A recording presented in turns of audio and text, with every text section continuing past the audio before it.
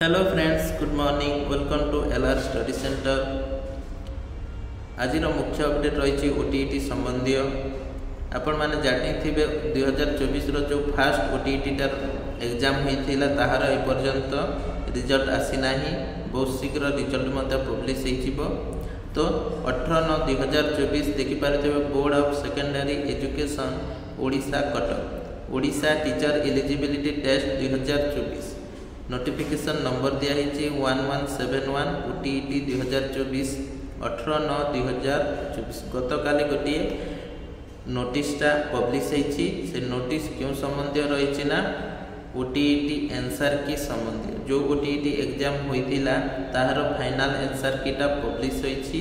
Outta क्यों website देखिपारे तो www.bascodisha.ac.in रे आपण माने निजर लॉगिन करिकी देखि पारिबे। एटा देखिबा पई समय रही 10 घंटा। आज 10 घंटा रु 23 तारिख मिडनाइट पर्यंत 12 घंटा पर्यंत आपण देखि पारिबे। 19/9/2024 रु 23/9/2024 पर्यंत एही लिंकटा अवेलेबल रहिबो एवं तापरे एही लिंकटा ऑटोमेटिक डिलीट हो। तो जो मैंने 75 रहिबो सेमानंकु ऑल द बेस्ट कहीं आग को जेटीएस सेकेंड फेज आसीबो एवं एसएसडी मध्य आसीबो।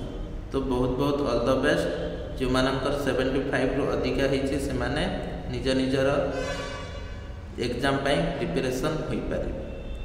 तो 10 घंटा परे आपण माने निज निजर ओटीईटी स्कोरटा को चेक करें। आज अपडेट भल लगी लाइक करेंगे, शेयर करेंगे और चैनल को सब्सक्राइब करेंगे। धन्यवाद।